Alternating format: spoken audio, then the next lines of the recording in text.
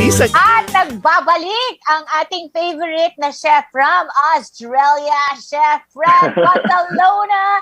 Hey, Fred! Hello! Hello po, Tita Winnie. Hello, mga kapamilya. Actually, we're going to speak English as well. I feel like it resonated. Sakit na. Inubo na ako. Nawawalan na nga ako ng English ko kanina. Nakakaloka ka. Sa usapan niyo, Tita. Sabi ko nga kanina, diba? God. They're going forth with it. So, good job po. Amazing. Pero, oh my God. Stressful. Hello. Uy, pero hindi Kung pupunta ka ng Amerika, meron na tayong backup. Meron tayong mga Pinay advisors dyan. Teka muna, sandali. Bago ka magluto, pagluluto tayo ng coconut pandan macaroons nitong si Chef. Pero bago yan, birthday ni Fred! Woo! Birthday ni Fred ngayon. Hey! Hey! Hey! Birthday ni Fred! Happy birthday! Birthday ni Fred ngayon. Hey! Hey! Hey! Happy birthday! Thank you po, Tita. Kamusta naman ang celebration? Mukha matanda naman ito. Nagtrabaho po ako, Tita Winnie. Nagtrabaho na naman, inay ko. Ano ba? Bata ka pa, enjoy life. I enjoy naman po, Tita. I mean, kasi work started, wala po akong masyadong staff. Everyone was either sick or not able to come. So I still need to work. So regardless, pero masaya naman po. They sang me happy birthday on stage po. And it was a bit awkward kasi medyo hindi ko na-expect kasi nag-train po ako ng bagong tao and then they asked me to come on stage so sabi ko, Okay, laan dyan si Sister at saka si Elliot. Si Elliot po nasa baba. Kakalinis lang po ng bahay. Hindi, nung yung birthday celebration. No, my sister wasn't there po kasi she's at work as well. But I'm doing a celebration tomorrow with friends and family para po Sunday. Yeah. Yes. Imbitado ba ako? Sige, punta ka. Gusto mo? Sige. Libre naman. Titignan ko Zoom na lang, Tita. Zoom tayo. Bibili pa naman ako ng ticket. Ay, ganun po. Bawit lang. Guys, papasukin niyo na yung si Tita Winnie. Uy, magluto na tayo. 10:39 na dito sa Pilipinas. Sabi nga. Coconut Pandan Macaroons. Ano ba ito, Fred? Tita, it's the one that Goldilocks have been selling, yung coconut macaroons po. Yung native macaroons natin. Okay. So naisip ko na lang, may pandan extra ako. Let's make coconut pandan, which is, di ba po, parang yung one of the desserts din natin. In the Philippines, is coconut pandan stuff. So why not make it a macaroon? So what we have here first is our egg white, pandan extract, tapos coconut condensed milk, and desiccated coconut na sinost ko po ng konti, and then salt. So what we want to do first is actually whip our egg white po. Medyo whip na siya, pre-whip ko na para handa daw tayo. Okay. So let's mix it a little bit. So that's technically ready. So tanggalin na natin siya sa mixer. Let's just put it out. Naku, tumatik pa daw po siya. Kakalat daw ako, naglilinis kami. Ayan. So, move natin yung stand mixer. Mabigat po siya. Pareho tayo. Tapos? Kitchen 8, Tita. Wow. Naks naman. Lagay tayo ng Ay, hindi. Breville ako. Breville po. Breville is actually good. Yeah. Okay. Kitchen 8 po yung sa akin. So, we want to put in our condensed milk into our egg white mixture. Okay. Lagyan na natin siya dito. Okay. So, yung egg white, you use a little bit of sugar to help it rise. Para po mag-fluff po siya ng konti. Then we want to add in our pandan extract into this as well. Ang ganda po nung kulay nito actually kasi gumawa na ako ng before nito. And the color looks really nice, I think. And you can make different flavors if you want. If you want it to be ube, it can be ube. If you want it to be brown sugar, it can be brown sugar. Okay. So it's up to you. So mix natin yung like white natin. So what we're doing technically is kind of folding it. So we still want the airiness of this one. Just a little bit para lang po mag-maintain siya. Kasi pag ginawa nyo siyang masyadong halo, become too liquidy din naman. Oo, babaksak. Pero, wala rin naman po siya. to be honest po yung technique ko nung nag-research din ako ng recipe about coconut macaroons. I didn't understand why they need to fold the egg whites kasi ilalagay mo rin yung desiccated coconut. Bibigat din, di ba? Bibigat din po siya. Pero it makes sense for the process of it, I reckon. So, let's just do it. It's fun. So you can see turning into this. Oo, ganda ng pagka-green. Ganda, Parang Christmas, friend. Opo. Oo nga po, sabi ko nga, tita, that ginawa natin ito ng Christmas. So, lagyan natin ng konting asin. Asin? Bakit asin? Kasi po, it balances out the sweetness po. Usually, when you make anything that's baked goods, there's a requirement of salt po. When you make a cake, there's no salt. Okay. So, similar din po dito. So, halo natin yun. So, what we're going to do is we're gonna add in our desiccated coconut to our mixture in parts po.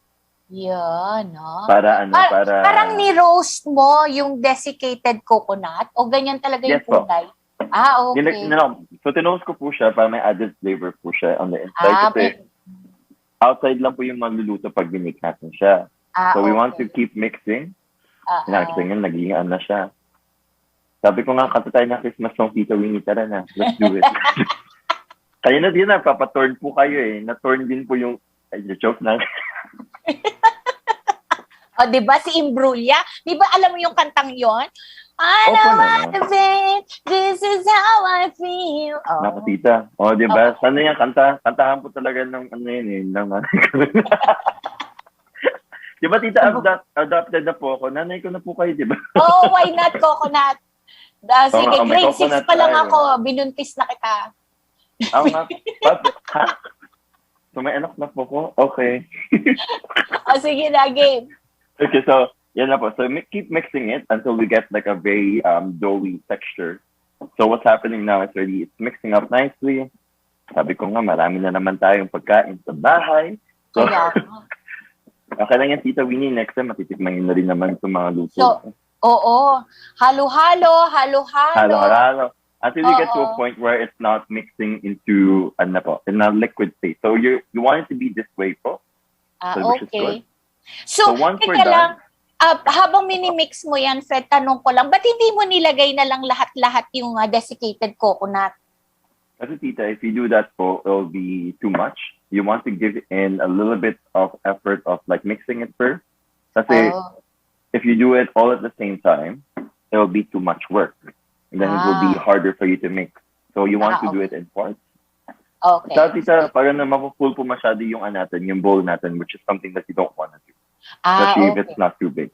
Okay. So, yan na, dahil handa na siya, lagay daw natin siya dito sa ating nahiwagang tray with parchment paper. So we put it in the oven for 160 degrees Celsius for at least 20 to 25 minutes. Depending on your oven, kasi minsan hindi tayo started sa oven eh. Minsan hindi kaya. So we get a little bit. Basta lagay po natin sa oven. Ayun. Tapos bibilog-bilogin na ganyan. Apo, bibilog-bilogin natin siya. Ikaw na pong bahala kung ano gusto yung shape. Joke lang. Hindi po siya masyado maano sa shape eh. Pero pwede rin actually. Pwede bang ilagay sa mga cupcake tins or mini cup? Yun, para uniform? Para Opo, pwede po. Actually, the best way to do this is weighing it down. So kung mag-weighing scale kayo sa itimbangin po natin siya. Kasi usually po tita, pag sa pastry po, yun po ang rule natin. If you want it to be more effective, you use the weighing scale po. Okay, tapos ibe-bake, gaano katagal? So, 20 to 25 minutes. So, kunwari, natin siya, lagyan natin siya sa oven. So, mahugas na daw ako ng kamay kasi ginamit ko daw po kamay ko. Kaya nga mahugas tayo ng kamay. Guys, may COVID pa. Hindi pa tapos. Totoo naman. Tapos yan. Wait lang tita, gawa tayo ng baking sound. Ting! Okay, nag-bake na siya. Tapos na. Ayan na. Ito na yung natin. Yun, ang itsura. Diba? Ayan. Pakita mo, Francis. Yun, no? So, kung nasa bahay kayo, sorry na lang guys, wala kami LBC dito. Thank you. Yan ang ating coconut pandan macaroons. So, sabi ni Chef Fred, pwede nyo daw i-substitute. If you don't want pandan, pwede ring ube. Pwede ibang flavor, pero same mixture of desiccated Yes, po. coconut, condensed milk, egg whites, and sugar and salt. Thank you! Yes po. No Ayan. worries po, tita. Ayan. Meron ka bang gustong pasalamatan para sa iyong birthday? I want to thank the Academy. Artista na lang po ako, tita. I think for my birthday, thank you for my friends and my family. Thank you for the show, actually having me on the show today. And I think I'm just thankful na I'm actually healthy, turning this age na po. Bakit ilang taong ka na ba, Fred? 26 po, kaka-26 na. Ano ko so 26 lang pala. Sobra, bata mo pa, be.